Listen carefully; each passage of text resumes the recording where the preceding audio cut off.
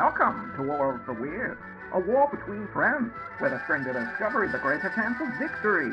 In the last battle, Broomy came in hard with the tale of Robert LeDrew and the stranger's case he solved as a detective. Mystic retaliated by regaling us with the story of the antics of the 1904 Olympic Marathon. The audience cast their vote on which was the most bizarre, and Broomy emerged victorious. But Broomy can't bask in the glory for too long as Mystic seeks his vengeance. As I present to you this week's battle, Forever Hungry Man versus the Emu War. Hello and welcome to War of the Weirds. I'm Broomy. And I missed it. And we're here to tell one another each a weird story that the other hasn't heard. And you're here to listen, and maybe if you want to, vote on which was the better story. Yeah. Do that. Yeah. Please. Please. All right. Was that annoying enough? I just want to alienate listeners at the beginning of each episode. We're really trying to weed out. We only want diehard fans. We don't want any casual listeners. Yeah. So, though we don't have a crazy amount of fans to begin with, so we want to weed out this extremely small fan base we've got, and really separate, and maybe if we can, drive them against each other. Yeah.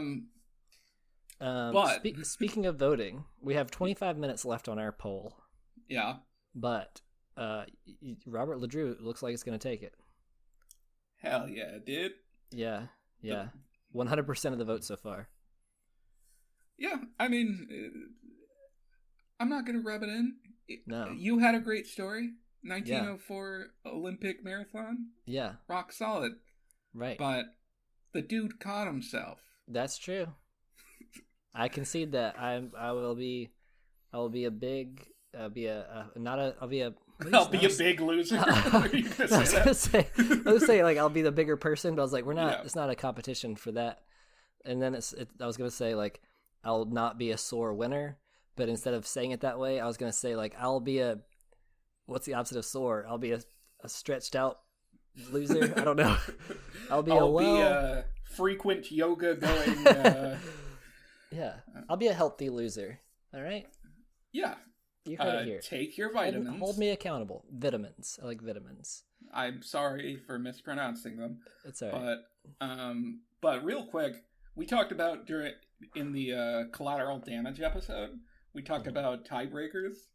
Right. And I'm considering this isn't a tie. That's good, because I'm going to say, let's ignore the first idea I had, which was if one of us heard the story or not, whatever. Sounds like I'm gonna have heard about your story, and you're trying to back out of this agreement. No, because I just want it to be simple. But yes, you could have heard about this story. But I want it to be Tom DeLonge's latest tweet. Was it paranormal or music? Yeah. Because I was looking at it, and it flip flops enough that it's right. Not gonna be obvious. So choose right now, because I've looked at it.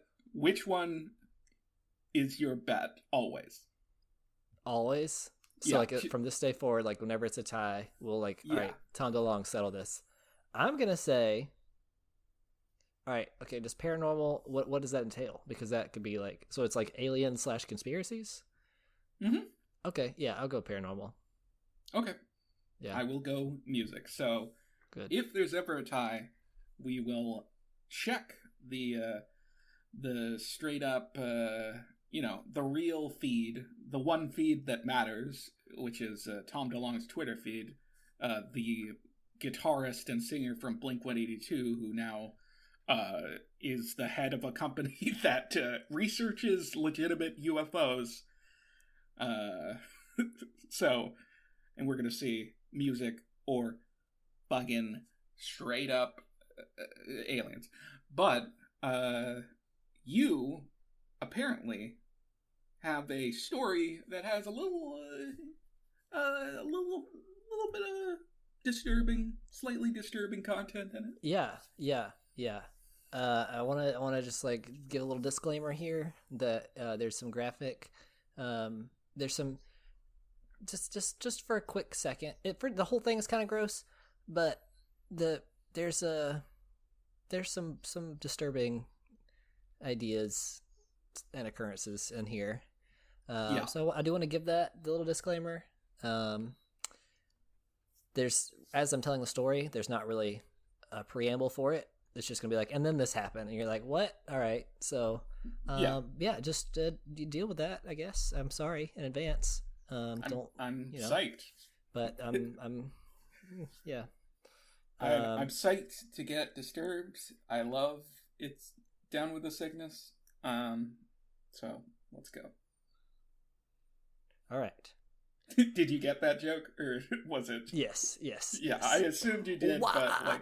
All right, there's a very funny YouTube video I encourage you all to watch. It's just called. Oh, all right, gotta look it up. Gotta look it up real time. I feel like I would do this every week. We gotta look up one thing, and it's gonna be worth it. I think it's called. So you can just type in like "down with the sickness karaoke," but I'm pretty sure it's. Yeah. But it's just like people doing that song in karaoke. And it's just a compilation of all of them trying to do the wah-ah-ah-ah part at the beginning of the song. Wow. Yeah, I can't do it. And it's real hard to do. And yeah, it's pretty funny to look at the compilation. It kind of seems like you have to tear up your throat when you do that. Oh, yeah. Yeah, it's just hard to like not make it wah. Ooh, ah, ah, ah, ah. Yeah. Yeah. Yeah. Not to be confused with ooh, ooh, ah, ah, which is the generic baby learning to say monkey sounds. Or ooh, ee, ooh, ah, ooh, ah, bang, ah. bang, Wall, wall, bang, bang, bang. Yeah.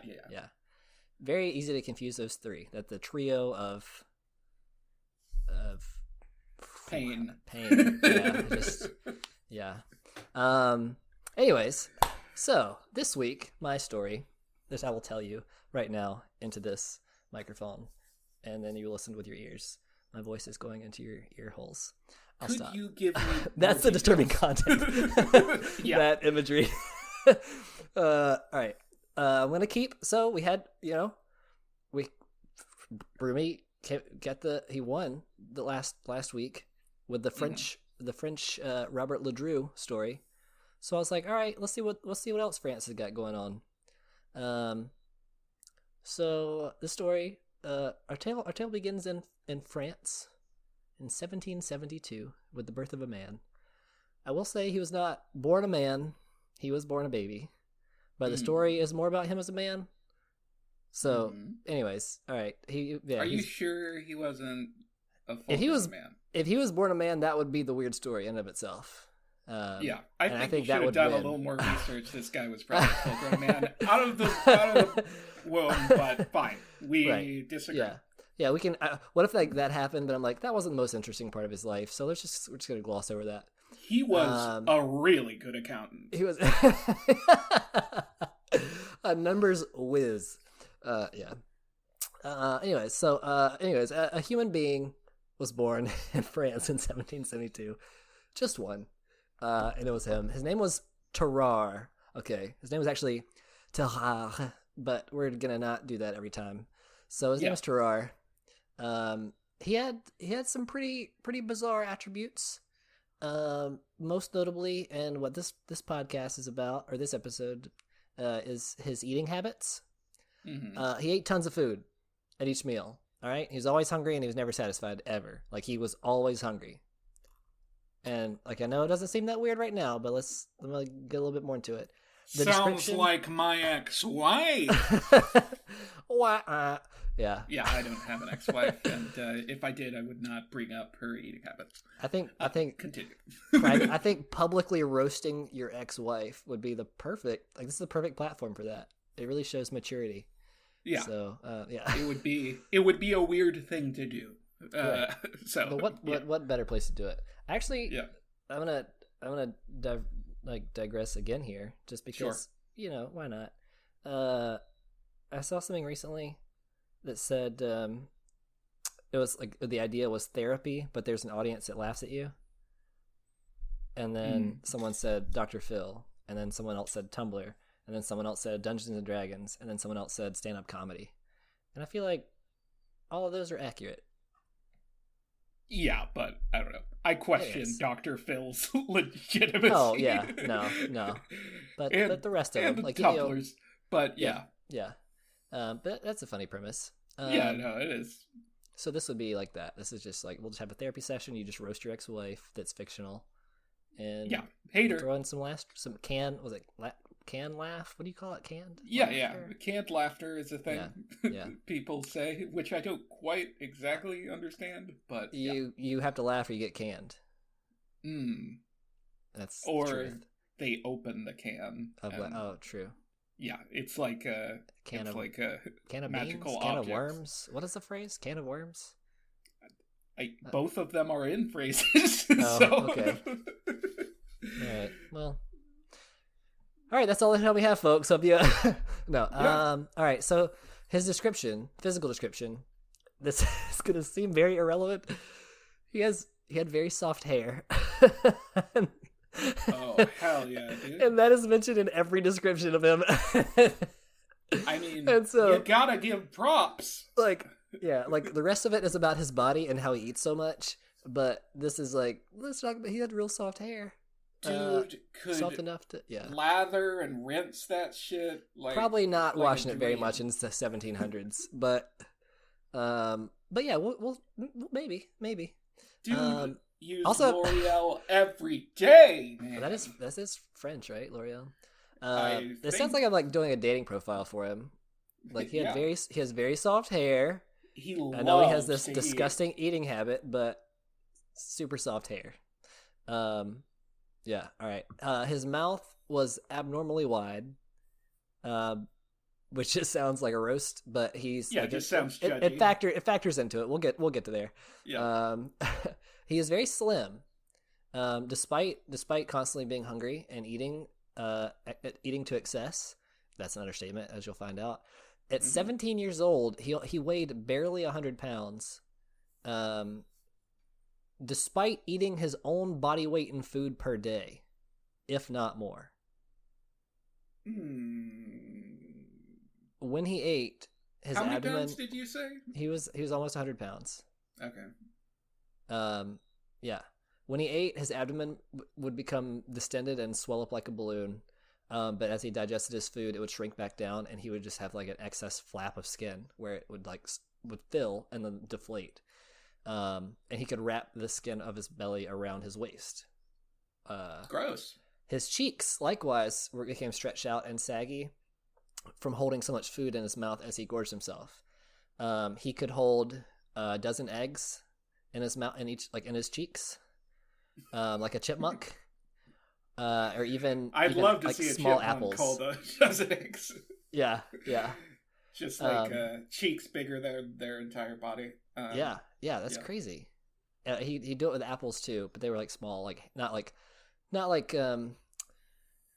in our supermarkets we have these genetically like engineered apple trees producing these. But if you ever get apples, if you ever plant an apple tree, the apples from it are not that big. So still impressive.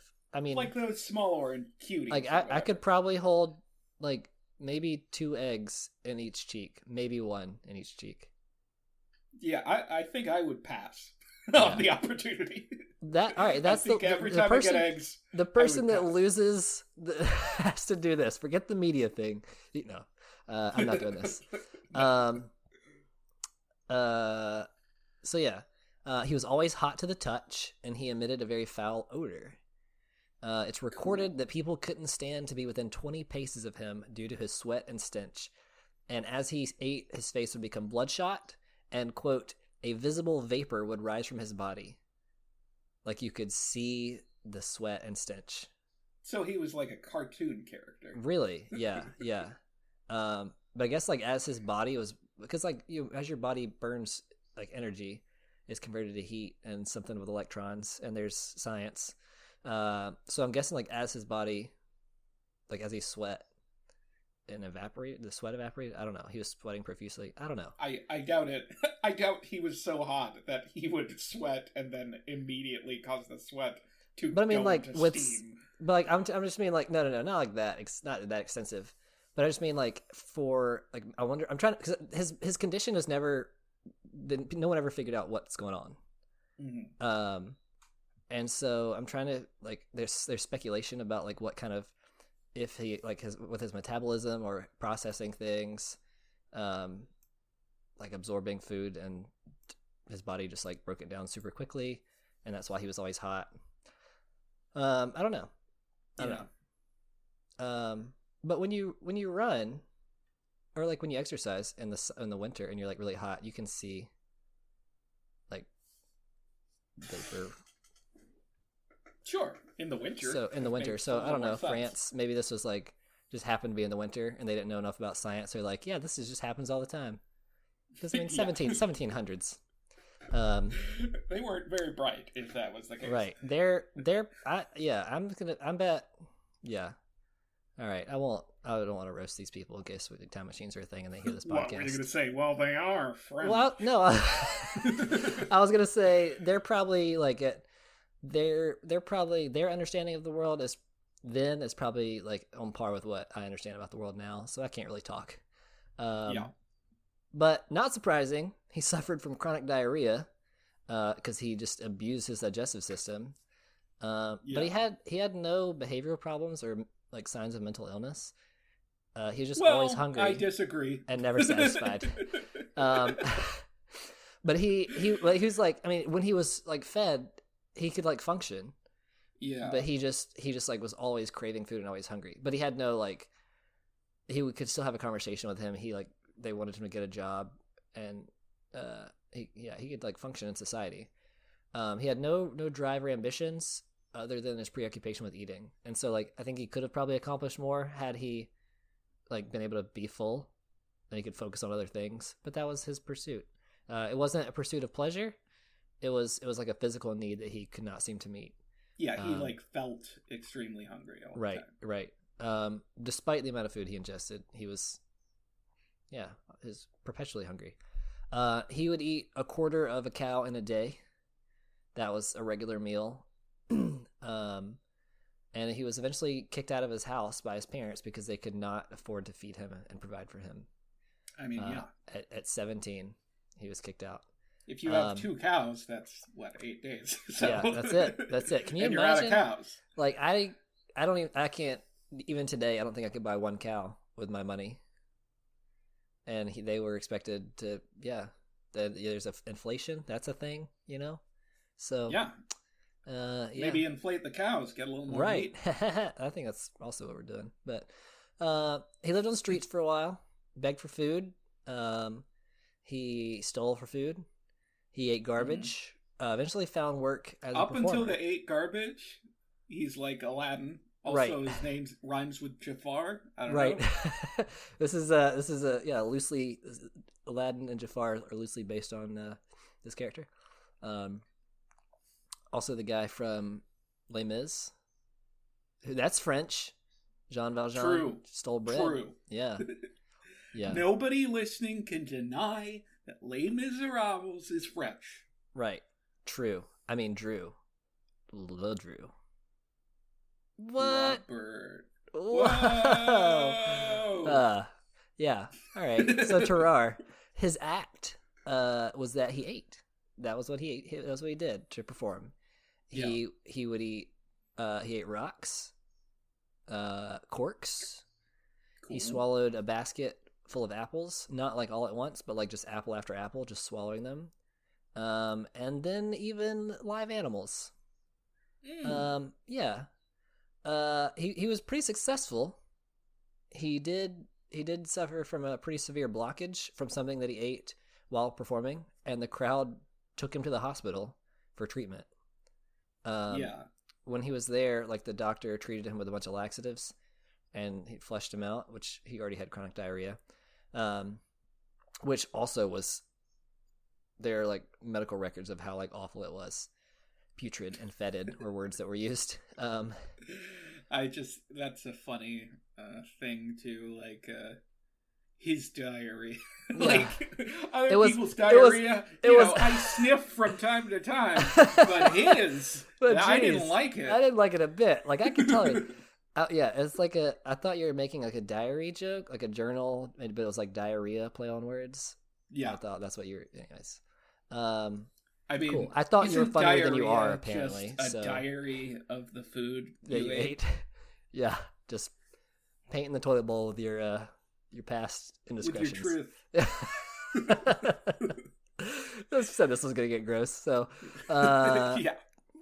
But the doctor that treated him, to thank him, Tarrare said that he said I would be glad to eat your gold watch as to show my appreciation for you healing me.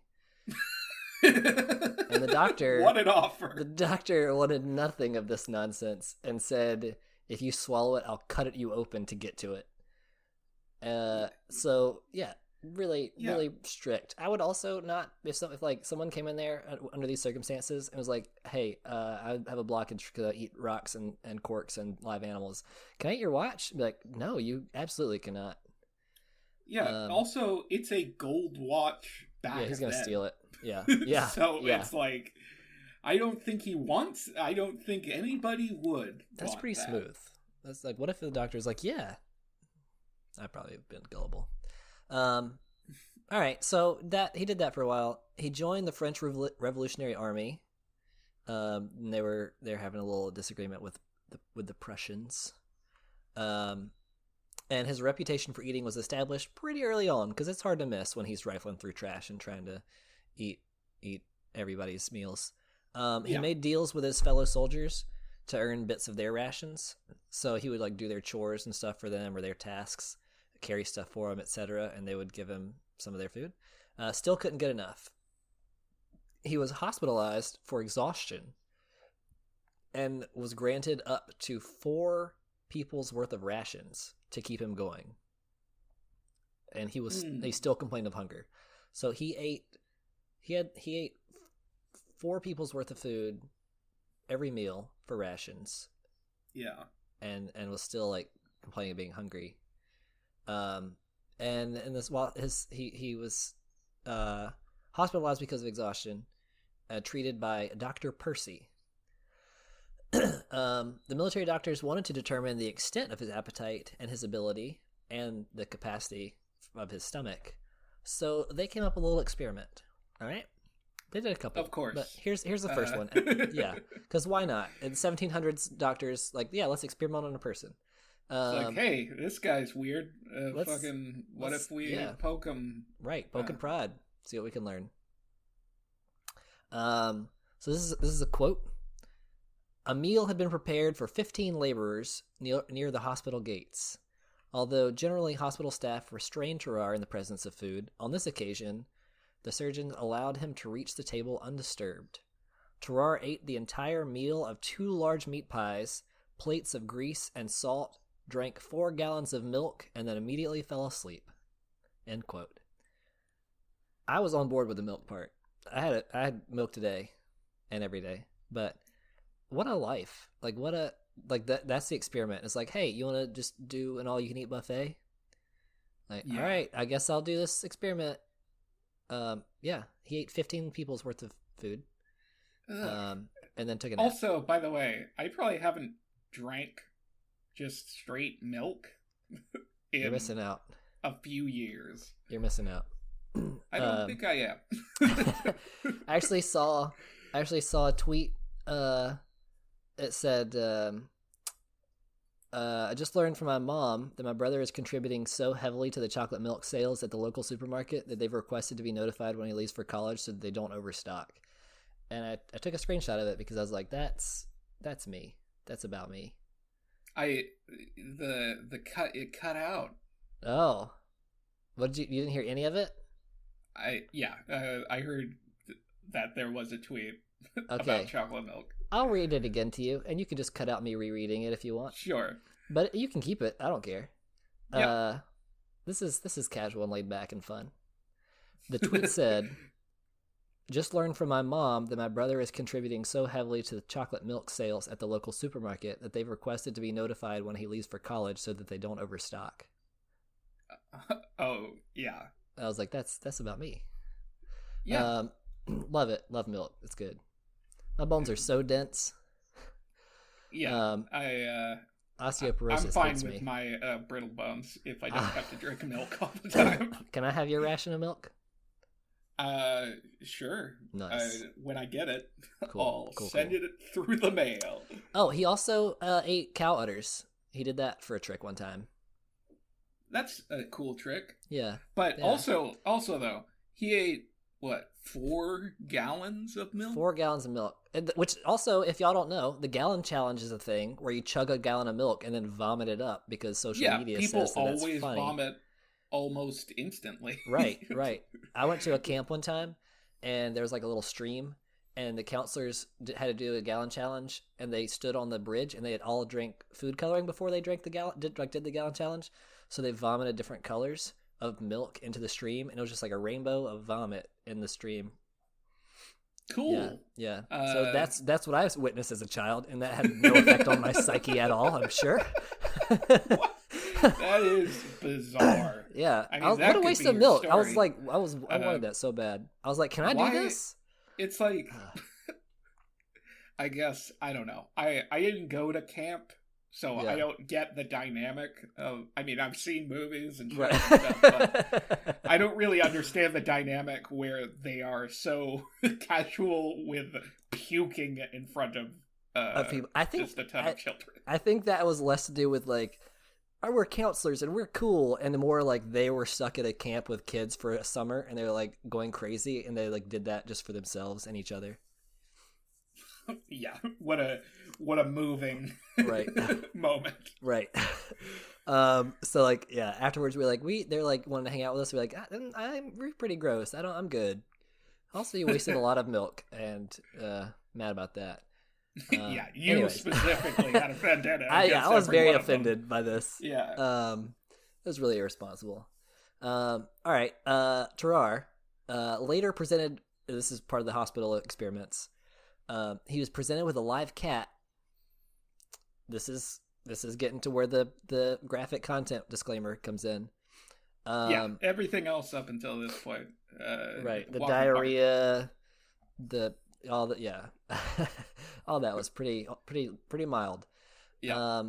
So he ripped the cat's belly open with his teeth, disemboweling it, drank the blood, ate the entire cat except the bones, and then eventually vomited up the hair and skin like an owl.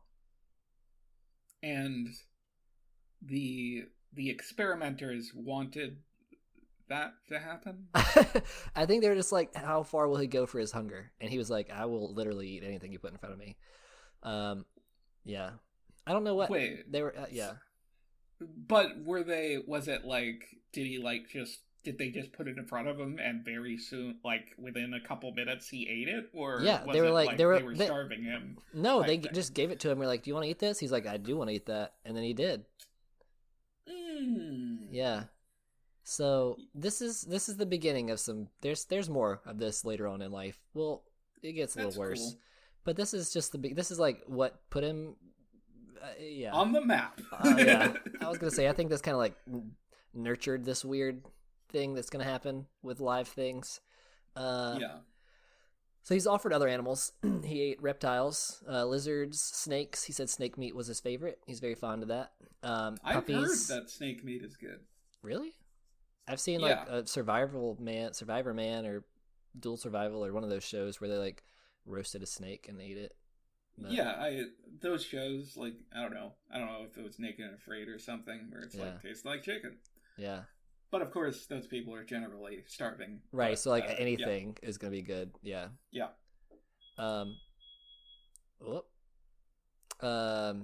So he also ate puppies. Just throwing that out there. Just a nice little nugget. That's important. That's important to get. Like, that's a pretty weird nugget of information that I wanted to be out there. Just want to sprinkle that deep Yeah. in there. It's not just cats, so Right, he's not cat people don't he's get not angry. He's eating puppies speciesist. too. Yeah. He swallowed an entire eel whole. He never once chewed. He just stuck the head of the eel in his mouth. It was wriggling around. He bit down on his head to crush his skull to keep it from moving, and then swallowed the whole thing. Gulped it down. Didn't chew it at all. I don't know if you've ever seen eel bones. They're real sharp little needles, and he's just like, yeah, I don't care. This is gonna go in my belly right now. I mean, if he ate it whole, it's like, I don't know. I don't know what that effect does. Doesn't he pretty much shit out an eel? Yeah. Yeah. I don't I mean, we all do, but him specifically. Wait, I mean, we all shit out eels? I don't think so. I've never done that. No, I'm just saying. Oh, if we ate one, shape. Yeah. But yeah. I gotcha. Yeah. I think maybe you should have worn just the amount of gross poop talk. We can put that in the description, or we can edit something in before. We're like, just so you know, we're gonna talk about poop a lot on this episode. For the faint of fart. Oh, that was great. Thank you. Oh, man. All right. Craptastic. He was studied by military doctors, cared for by Dr. Percy for months, undergoing all this stuff, before his superiors finally wanted him back on active duty. And they're like, we're wasting a lot of resources feeding this guy. There's a general named Alexandre de Beauharnais. It's actually Beauharnais, but whatever. I just want to go with the French. He had the idea to use Tarrare as a smuggler because he could ingest things and then smuggle them across enemy lines in his belly. I mean, yeah, that's his X-Man power. So, right, sure. right, Why right. not? So he was tasked with swallowing a small wooden box with a message tucked safely inside to see if this could be like a way to get transport sensitive material. Yeah. So he pooped out the box. The message was still legible, and then they're like, "All right, we got a job for you then." So General Beauharnais wanted him to demonstrate this new plan to the commanders of the army. He did this successfully, and as a reward, he received a wheelbarrow full of food, specifically raw bull lungs and liver. Yay! So they could have. It was. Oh, they could have wrapped. By this point, they weren't carrier pigeons. I think. Yeah. Oh yeah. But they're like, we got to make use of this guy. If we're gonna feed him, we need to justify it. I mean, also, I know Jim is on the other side going to read the message. I just want him to go through shit. Yeah, I hate that dude. Yeah, yeah. And they meet back after the war, and they're like, "Wait, you guys got pigeons? What? I got this. I got shit, man." Is that in the title of this episode? That's going to be the title. Versus shit man. Yes. I don't think you can actually. Well, we can do an asterisk maybe. We'll see. We'll see. We'll try. Yeah. We'll try. By the time you hear this idea, dear listeners, if you haven't been disgusted and stopped listening by now, then you would have read the title. Yeah. Unless you're just such a big fan that you're like, I'm listening no matter what. Just click it, play it, let's go. Or you're such not a fan that you're just like, were just like, whatever. Yeah, I'm just playing whatever is there. Yeah. Shout out to you, Mom. Anyways, so General Beauharnais wanted him to demonstrate the new plan. Did it? Got his reward was the raw bull lungs and liver, wheelbarrow full, 30 pounds worth of bull liver and lungs. 30 pounds. He instantly ate it all in front of everybody. They brought it out as thank you, we'll give you this food. He's like, all right, that's my meal for right now, and he ate it all in front of them, and they were disgusted. Yeah. I mean, that does make sense to me, because you said that he was eating his weight of 90 pounds every day. Yeah. So that's an average meal. Oh, yeah, that's, yeah, day. yeah. Yeah. So, thus began his career as a spy. It was to be a very short-lived career. Tarrare's first mission was to swallow a box with a message in it, and he was told that this is a very important message, right? He has to smuggle it to a French colonel. He has to cross behind enemy lines, disguise himself, get to this colonel, and then, let nature's course play out. The thing was, Beauharnais did not have a lot of faith in Tarrare's competence. So he never told him what the letter said. Yeah. The contents of the message actually were just like saying, "Dear Colonel, verify that you received this message. If you can read this and this plan worked, you write me something about the troop, like Prussian troop movements that's like minor, just to test out this system." Mm-hmm. Yeah, he was right to not entrust anything to Tarrare because he disguised himself as a German peasant. He could not speak any German. His cover was instantly blown. The Prussian citizens reported him to the authorities, and he was captured, whipped, and he was questioned, and he held his tongue for a whole 24 hours before finally blurting out that he was a spy, and he had swallowed a box containing a message that was of vital importance, and he was supposed to take it to this French colonel and poop it out, and that's how they were transporting messages. So, the Prussian... Hold on. Yeah. That was a lot. Right. So, they send him basically just to see if he's legit enough to actually do this job. He doesn't know. Right. And with a message that means nothing. Yeah, the message just like, hey, did you get this? Yeah. Y/N circle. Right. And then stick it back up his butt. Well, I mean, I think it goes in the other way, but yeah. No. He specifically instructed. He is the superior. Right. No. But, so he gets captured, but like, wait, before that. Right. They knew, like, if they told him to be undercover, they had to know that he didn't speak German. Yeah, no, he took that identity himself. He was an idiot. Like, they said basically go behind enemy lines and be, pretend to be somebody else, right? They told him to do that. How is he going to do that? You know what I mean? Like, just on a base level before they should have given him an identity or something. They should have helped that. Something. Yeah. An idea of what to do. Because, I don't know. Was that the worst idea in the world? To pretend to be a peasant? People ignore peasants? I don't know. I think the worst idea in the world was to eat a box with a message in it and then shit it out. I think the pretend to be a German peasant was close second. But all things considered, yeah. But I just wanted to underline those, and that's valid. You bring up some good points. Maybe the general wasn't that great either. But yeah, he managed to keep everything quiet for a day. Then was like, all right, here's the deal. So after 30 hours, he pooped the box out, and his captors. I'll say he allegedly pooped the box out. His captors were furious. Well, okay. No, he did poop the box out. You're afraid he might sue you? No.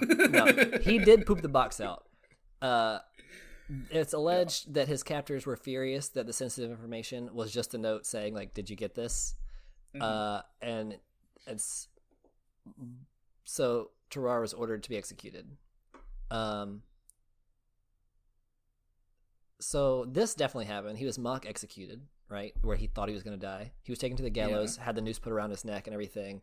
But then the Prussian commander calmed down and relented. So he just had him beaten, which is still pretty awful. But he had him beaten and then released.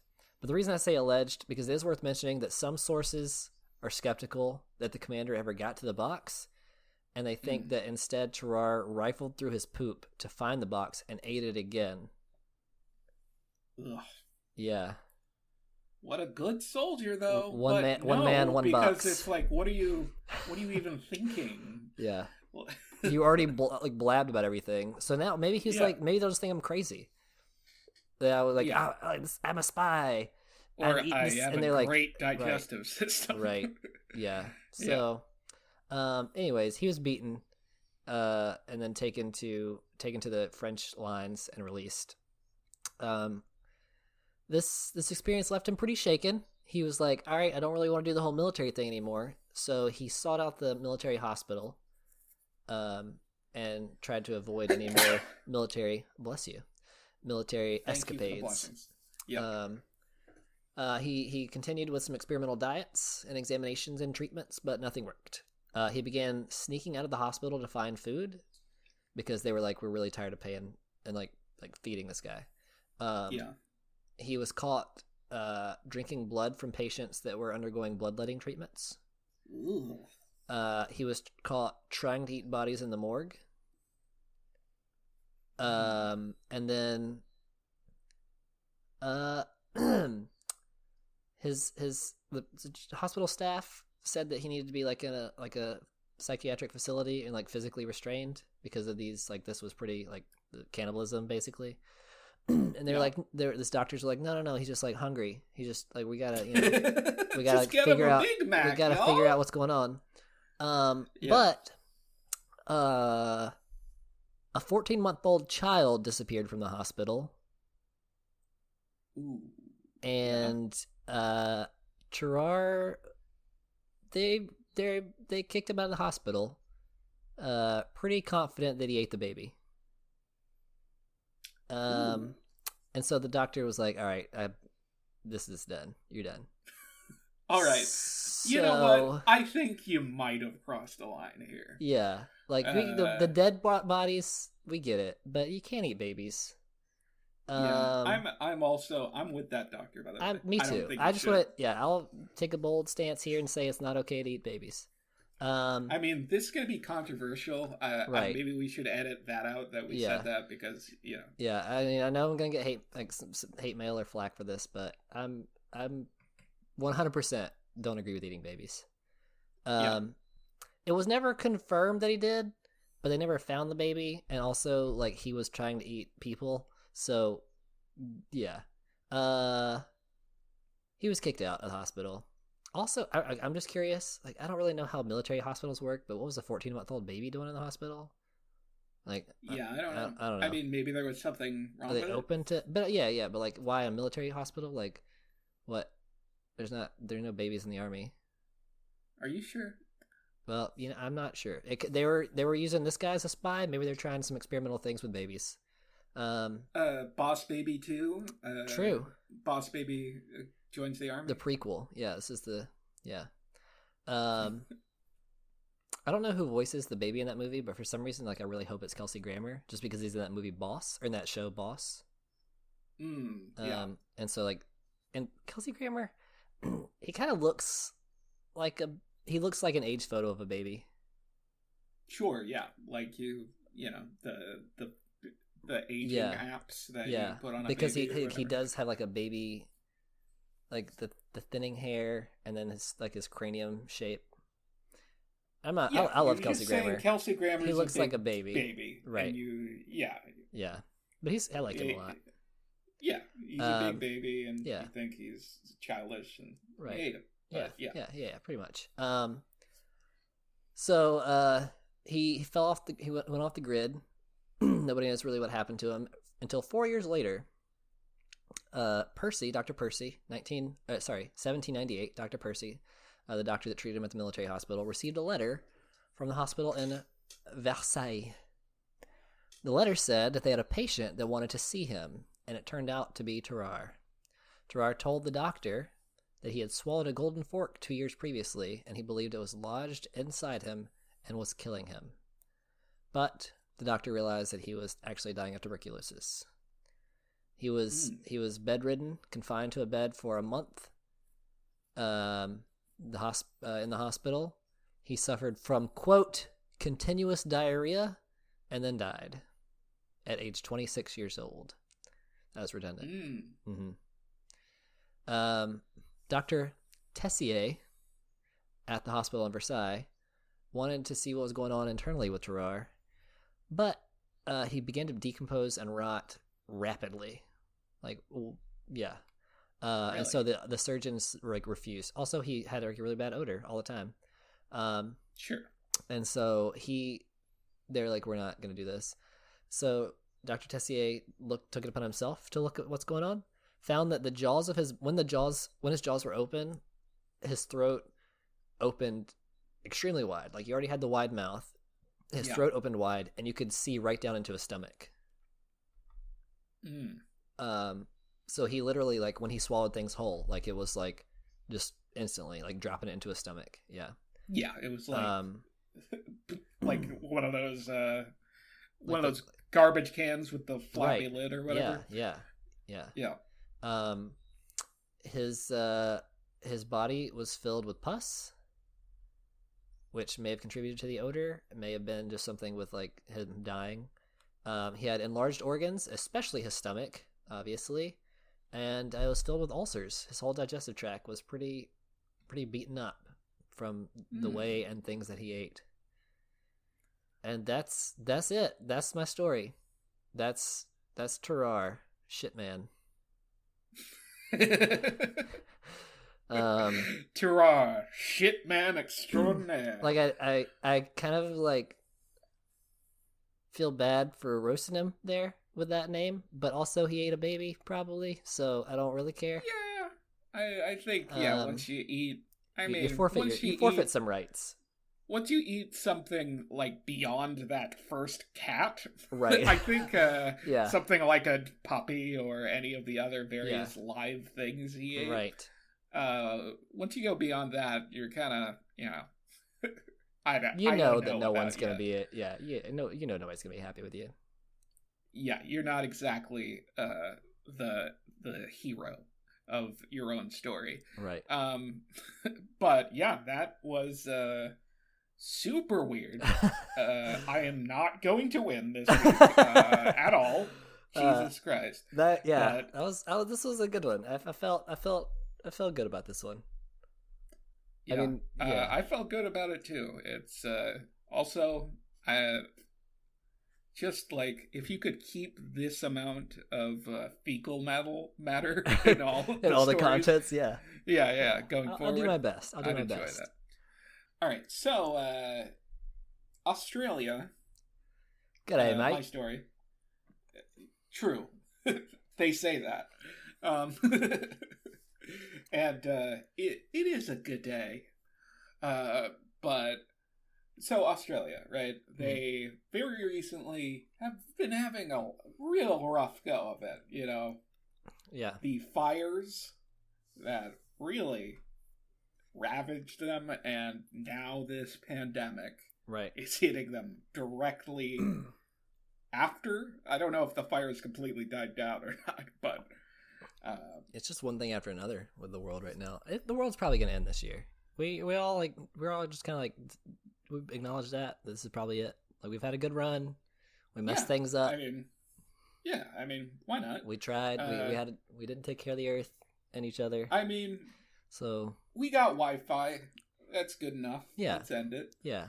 But they're having a lot of issues. They had a different kind of issue back in the day. Magazine issues. Magazine issue? Oh, God damn it. Mistake. I didn't get it, and then I got it. And you wish you didn't. Holy shit. But yeah. What if I was like, no, they have a real problem with magazines down there. It's really no. Yeah. So, after World War, by the way, what time period was that in? He was born in 1777. Okay. No, sorry, 1772. He's born in 1772. Word. Okay. Yeah. So, pretty long time ago. Yeah. So, after World War I, ex-soldiers of Australia and some British veterans were given land by the Australian government to take up farming in Western Australia. Basically as a thank you for your service, and let's try and make it easier for you to ease back into living, Mm-hmm. But, Great Depression, not that great. Round the corner. Yeah, I think they should really consider a different name. But right, it's really misleading. Maybe they're trying to talk it up. They're like, you're gonna love it. Like, you can kind of break news softly, The Great Anxiety. Right. Yeah. My brain. That's what we're dealing with right now. Yeah. Yeah.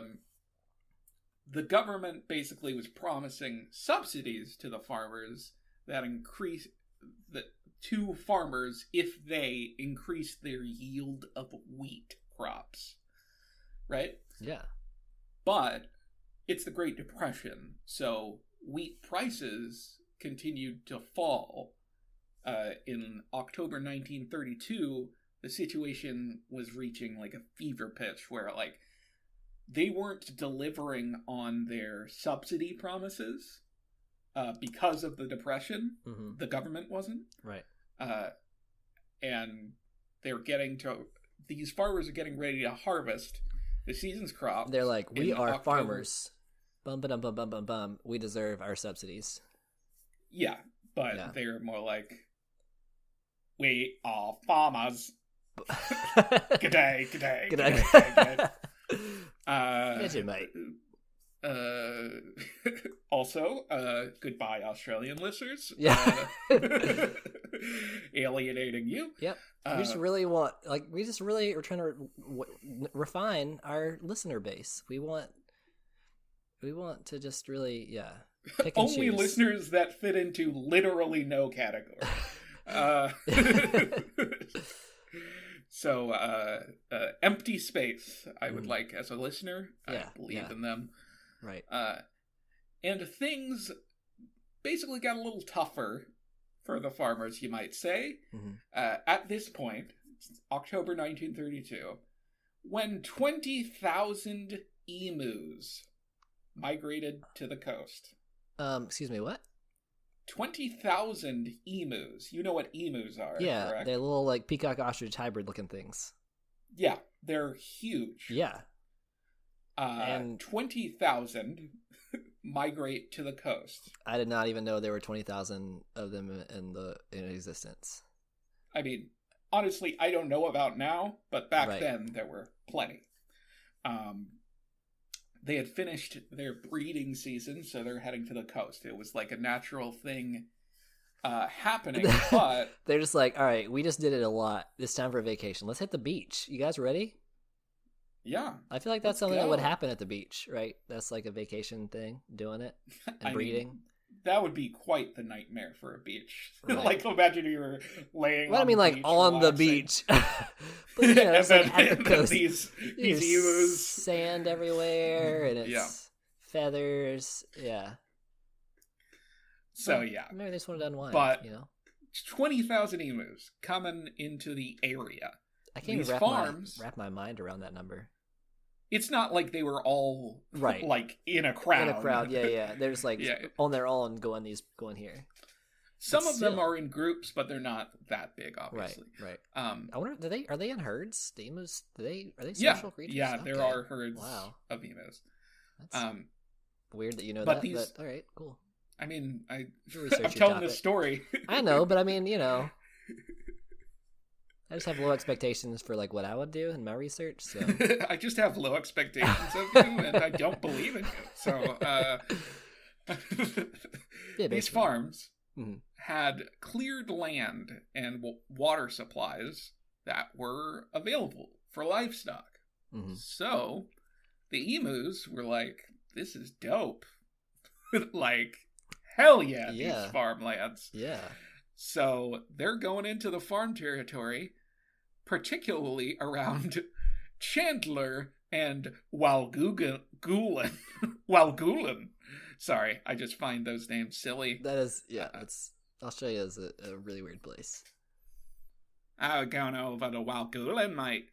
Of course you are. Of course. Why wouldn't that be the name of a place? Yeah. Your animals want to kill everybody, and then your names are made up. So, as you maybe expect, the emus ate and ruined the crops. and left gaps in fences where rabbits could get in and also ruin the crops. Yeah. And this is the Great Depression. This is a horrible time for this to be happening. Right. So farmers spoke up about it. And deputation? What the fuck is that?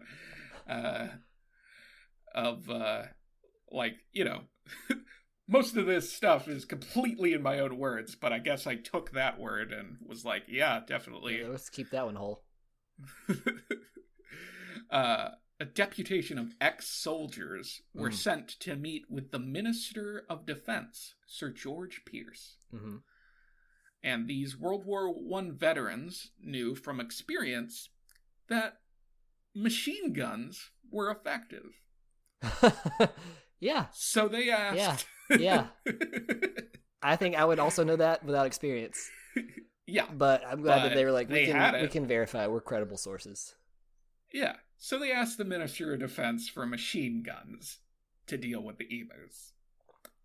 And the minister agreed.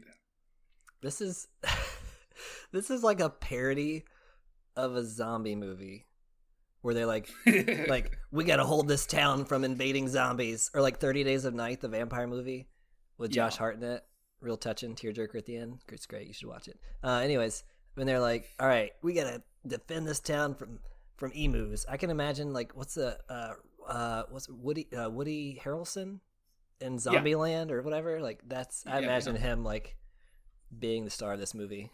This is great. That's a good choice, by the way. Yeah. I like him in a desert setting. Yeah.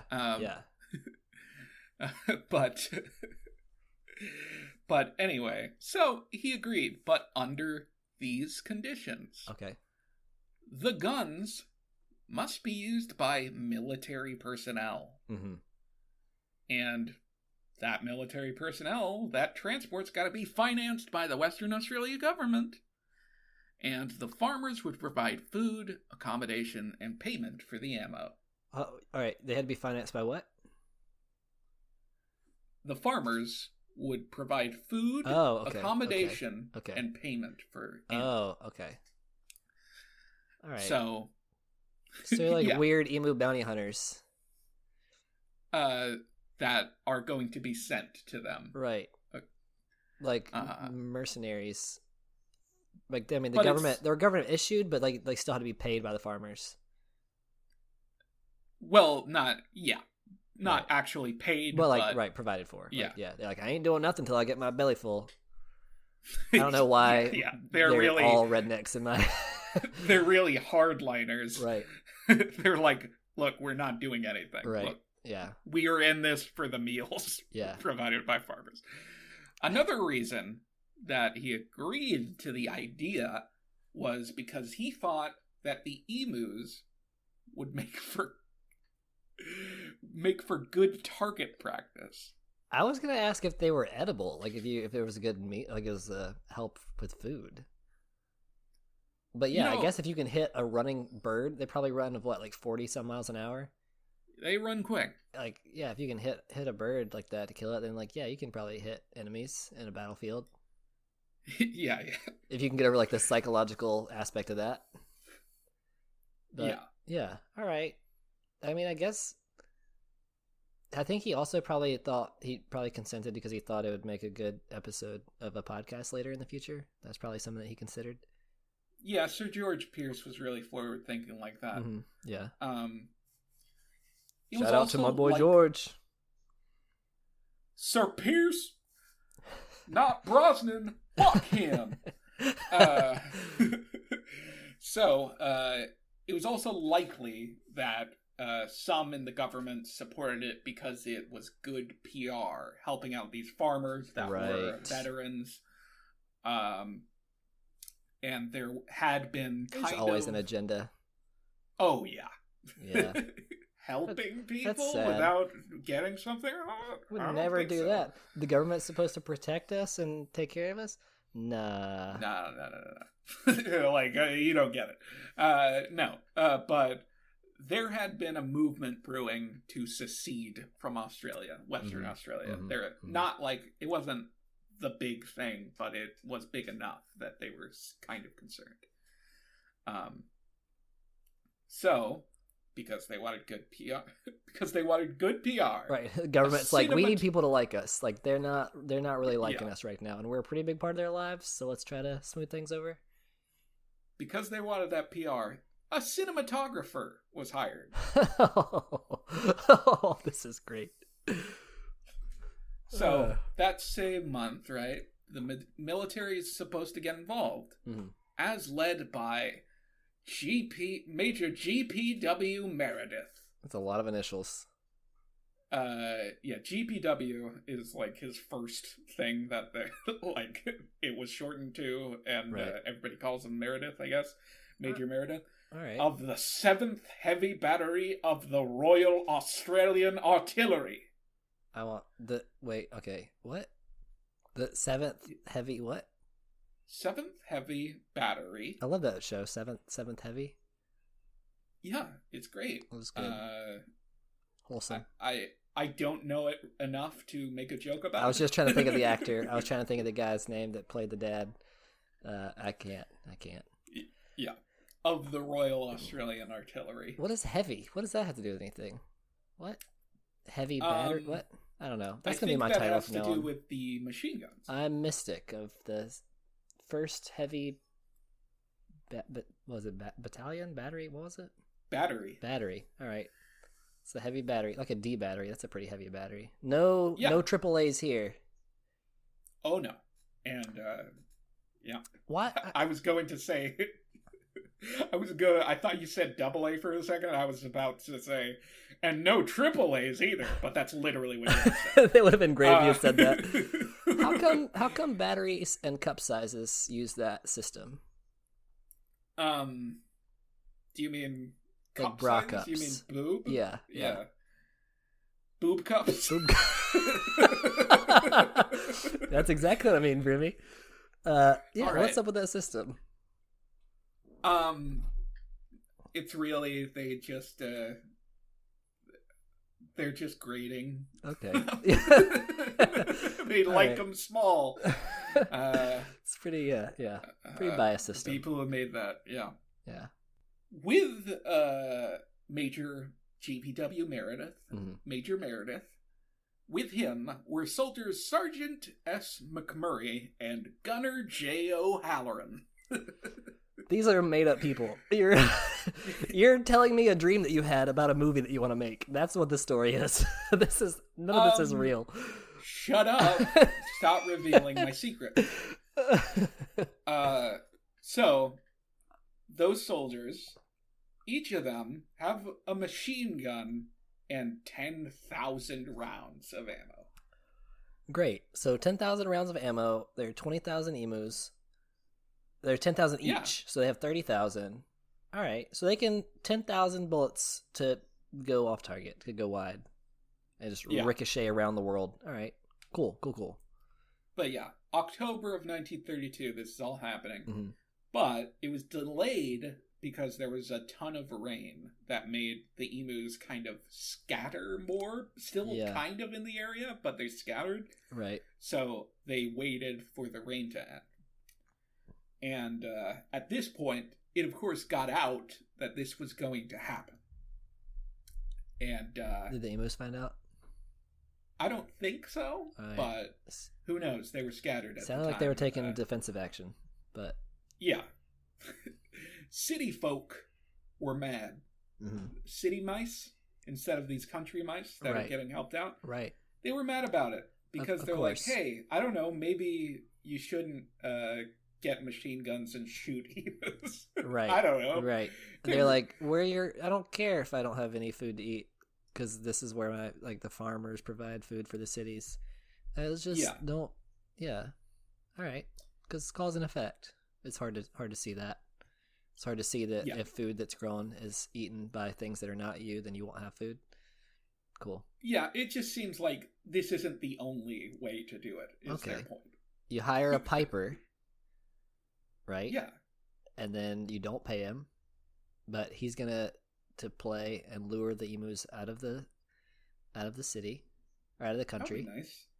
And then you forget to pay him, so then he does it with your kids and leads them into the ocean and they drown. I'd rather they didn't. Well, that's what you get when you take that risk. I mean, but my kids are with in custody of my ex-wife. So, right. Whatever. Yeah, and she's. What did we even say about her?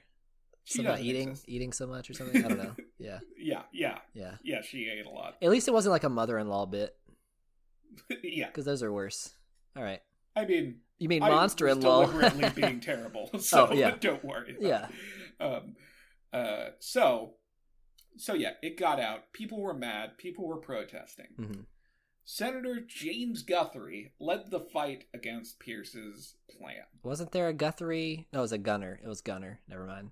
Yeah, Gunner O'Halloran or something. Gunner O'Halloran. Yeah. You got it right. Nice. Guthrie said it was unnecessary cruelty.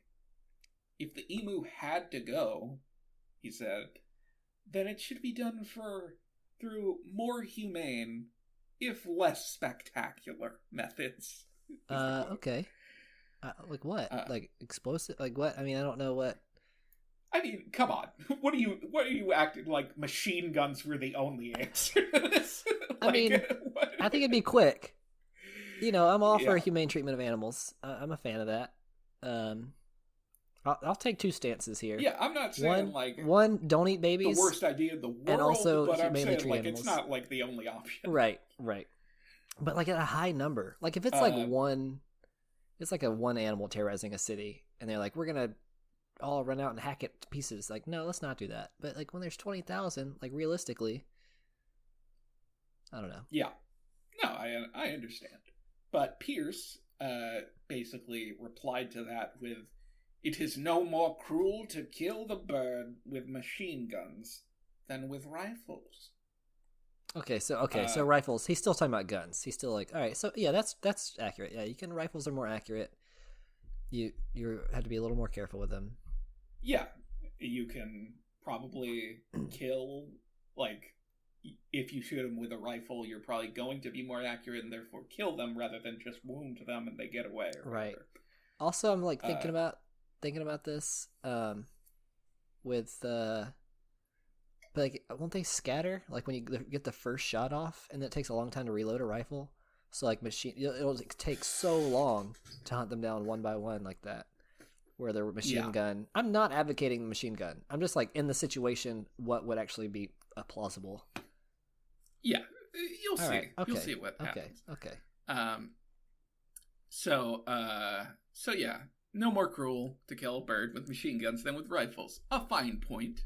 Mm-hmm. Sir Pierce says. Mm-hmm. The press at the time dubbed it the Emu War. That's impressive. Nope. Because the press. Rejecting it. All right.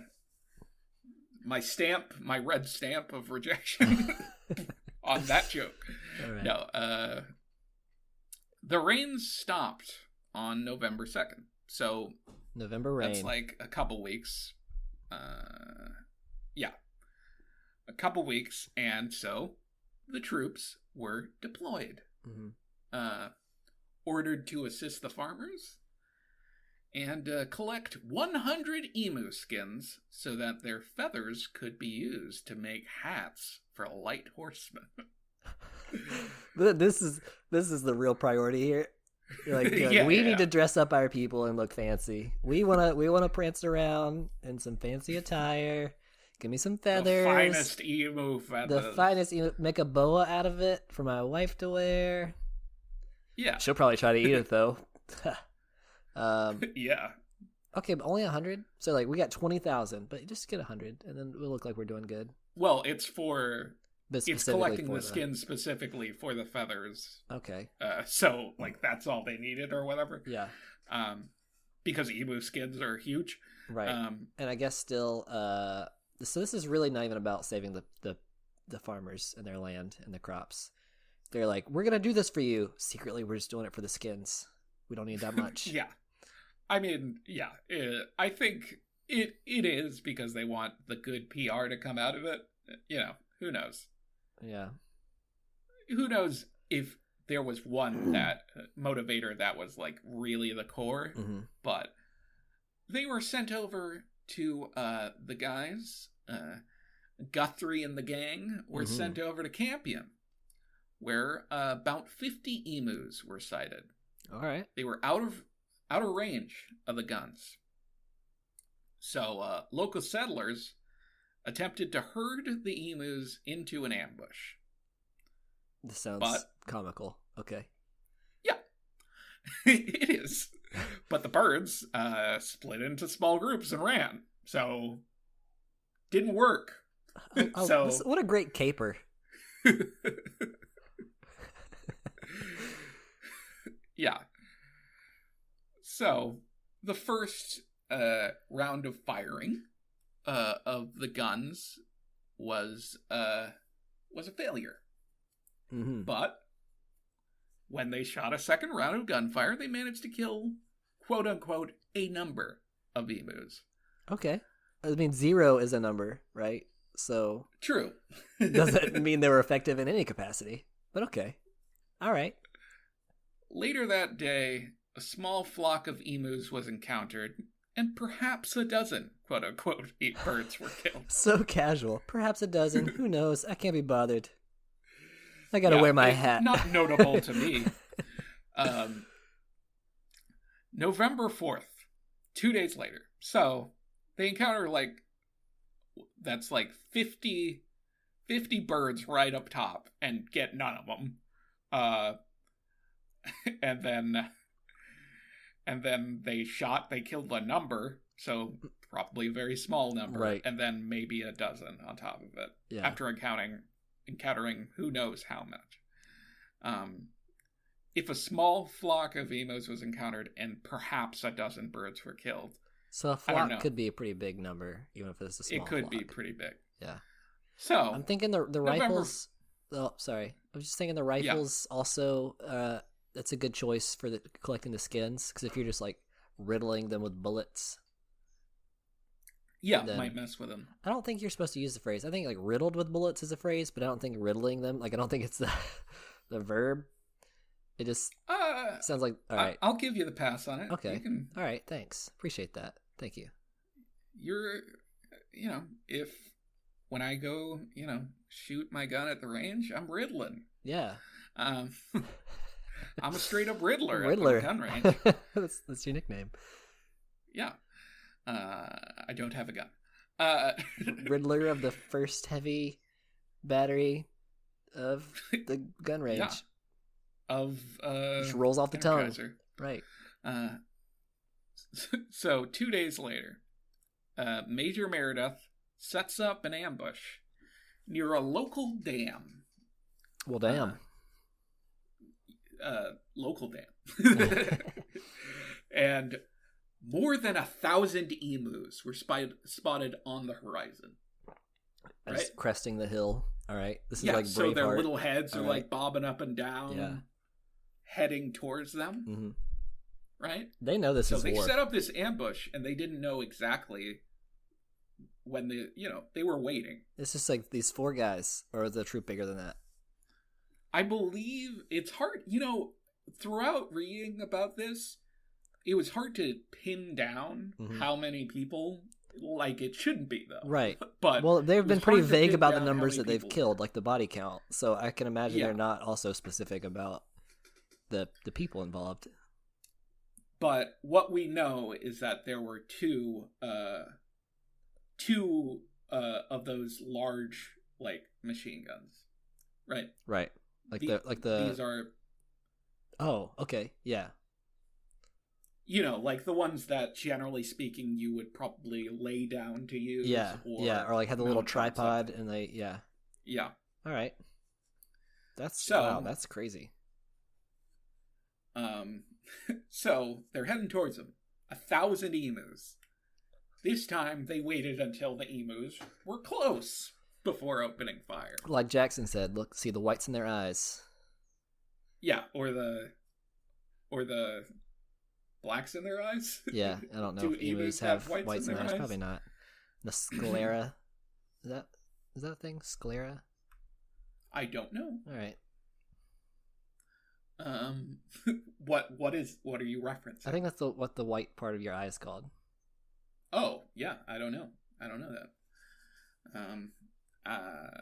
If you ask me any more facts about science, I will not know. So 1,000 emus. They're getting closer. They are close enough, and they open fire. Mm-hmm. And they kill 12 emus. What? And then the gun jammed.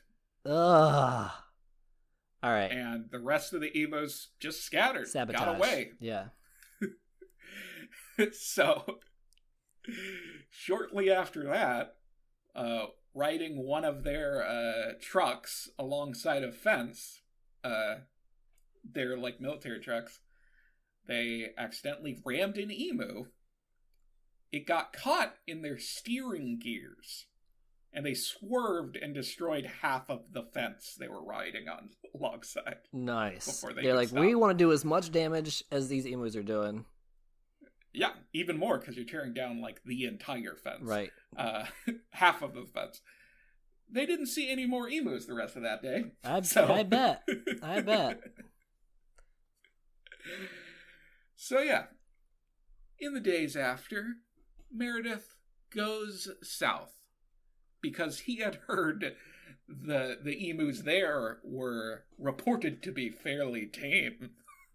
So he wants to go easy mode on the emus. Yeah. So even though they were supposed to be tamer, it still wasn't working out great. Fourth day of this campaign against emus, army observers noticed that, quote, each pack seems to have its own leader now. A big black-plumed bird which stands fully 6 feet high and keeps watch while his mates carry out their work of destruction and warns them of our approach. So this guy's losing it. He's having a descent into madness, and he's like, the emus are conspiring against us. That actually isn't a quote from him. Oh. That is a quote from army observers. Okay. Just people that are there and saying things. But, I mean, you'll see what he has to say in a second. At one point, Meredith mounts one of the guns on a truck. So, not a bad idea. They're like, we're either going to shoot it or ram it down. We're going to... Yeah. Ramming didn't work out great last time, but... it worked out great if they were trying to destroy the fence. They just did that same tactic, but with the emus. Yeah. So, yeah. The truck wasn't able to catch up to the emus. Ooh, all right. And the ride was so rough that the gunner couldn't get any good shots anyway. This is an Abbott and Costello bit. This whole thing. Yeah. It's ridiculous. By November 8th, 6 days after they first got there, 2,500 rounds of ammo were fired. The number of emus killed wasn't 100% certain. One account estimates it was about 50. Oh, great. Other accounts range from 200 to 500. So, 500 emus, not the worst thing in the world. For 2,500 rounds? 2,500 rounds, that's a little rough, that's even pretty for bad. a machine gun. So, Meredith's report noted that his men suffered no casualties. That's good. That's a pretty important factor. Had they had any casualties, I would have, really, what an accomplishment. Considering the warriors they were fighting against. But members in the Australian House of Parliament talked about it. And there had been negative reports in the local media that included that, quote, only a few, quote, emus had died. Mm-hmm. And so, at that point, Sir George Pierce the Minister of Defense called off the personnel and the guns. But Major Meredith wasn't happy about that. And he stayed out west, patrolling the fences and shooting every emu in sight, along with his 2 gunmen.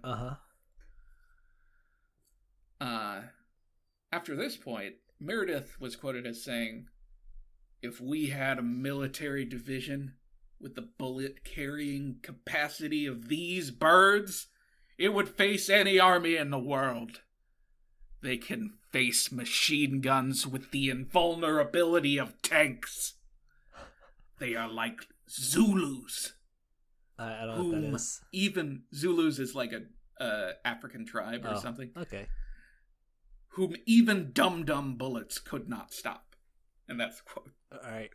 A question about that last part too. Yeah. What is that? What is a dum-dum bullet? It's some kind of like, they're hollow point bullets. Oh, okay. Etc. I read it, but I forgot it. You don't speak the gun lingo? Yeah.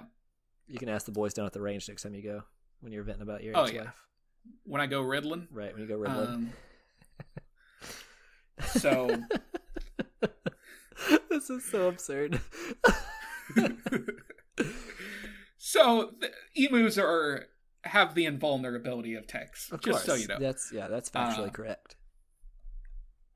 One member of his party, I believe, that was out there with him, was quoted as saying, "There's only one way to kill an emu. Shoot him through the back of the head when his mouth is closed, or through the front of his mouth when his mouth is open. That's how hard it is." All right, execution style. We're going to make it dig its own grave and then kneel down. Yeah. Get cement shoes for the emu. Throw it in the sea. So, after the bulk of the military personnel left, the emus continued doing whatever they wanted. Because guess what? They're not very concerned about the farmers' well-being, or I don't know, the unsuccessful killing. So farmers asked for support again, saying the heat and the drought that was going on at the time brought the emus back even harder. And James Mitchell, the Premier of Western Australia, so a Premier is basically the equivalent to the governor of the state of Western Australia. He strongly supported sending military assistance yet again. At the same time, a report came back that indicated that 300 emus have been killed in the initial thing. Okay. Which is like, okay, it's not great. Right. The Minister of Defense approved, so George Pierce said, yeah, whatever, fuck it. Yeah, sure. And he argued for in the Senate why soldiers were necessary for fighting the threat of a large invasive emu population. Yeah, of course. And military agreed to lend so basically, military agreed to lend the guns to the Western Australian government, expecting the necessary people would be coming from Western Australia. Mm-hmm. But there weren't too many people that were experienced in operating machine guns. So, November 13th, 1932, they were deployed. And who's along for the ride? Your boy Meredith, because he can shoot. So they were deployed, and within the first 2 days, 40 emus were killed. So not bad. So by December 2nd, they were killing 100 emus per week. So Wow. they're getting on track, kind of. Yeah. Meredith was called back on December 10th, and in his report, he claimed 986 kills Wow. with 9,860 rounds. All right, still not good. Shot. So 10 rounds for every 1 kill. Okay, so Eh. okay, not great. For a large machine gun? Yeah, I mean, I guess that's. I mean, how many bullets is it spitting out per second? So, like, that's it's, okay. Yeah. Meredith also claimed that 2,500 birds were wounded and would have died as a result of their injuries. Right. Wait, what? So they're wounded and would have died. How many? And did died. 2,500. Okay. Hey, fuck you.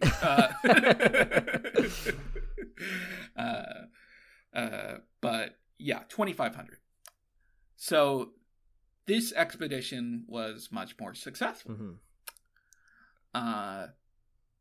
The farmers requested assistance again in 1934, but this time the government was like, no. Yeah, this is getting out of hand. And a bounty system was instated. And basically, they put a bounty on emu heads, basically. So 57,034 bounties were claimed in a 6-month period in 1934. So almost 60,000 bounties were claimed in a 6-month period. How many were there? How many emus exist? Like, what? Not a lot anymore, I'm sure. Yeah, not as many, at least. A lot. Do they have like a natural predator in the wild? Or is it just machine guns? Is that like what? Yeah, that is their natural predator. Okay. All right. So, exclusion barrier fencing is what it's called. That became the main way to keep emus and other pests out. So, a specific type of good fencing. They're like, what if we just like put a fence around it? And they're like, all right, it seems. And everybody was like, "Oh my god!" Like the machine guns are great. Don't get me wrong, but have you considered fences? Yeah. So, in 1950, so a lot of time later, Hugh Leslie, a member of the Western Australian Legislative Assembly, raised the issue of emus in the federal parliament and urged the army minister to give ammunition from the army to the farmers so they can use it. And the minister at the time approved giving 500,000 rounds of ammo to these That's farmers. so insane. And that is the story of the Emu War. That you can't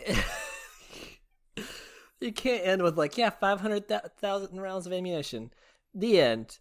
No, like I mean, that's... what do you think happened? I think that Australia's lost its mind. Yeah. I mean, that's probably true. But yeah. No, it's hilarious. This was really bizarre. The fact that there isn't a movie about Meredith doing this. Yeah, they gotta do it, but they needed to do it real dramatic, like Ghost in the Darkness with Brad Pitt about the man-eating lions. They got to do it with emus and with Woody Harrelson. He proved that he can be a solid drama. I mean, he's a good drama actor and comedic actor. Yeah, he's at the very least solid. Yeah, He's this your story was great. It sounds like a dream that like a 6-year-old child had and is trying to tell me about. They're like there was emus and they were eating all the food, and then some army men came and had to use big machine guns in their trucks and they tried to shoot them all. Like, and then it rained and they scattered. They ran from the rain, and then the army men came back, and then the government was like, "We're gonna we're gonna send bounty hunters. We're gonna put bounties and people can kill them. Like, all right, yeah, this is great. Go back to your finger painting. You delusional weirdo.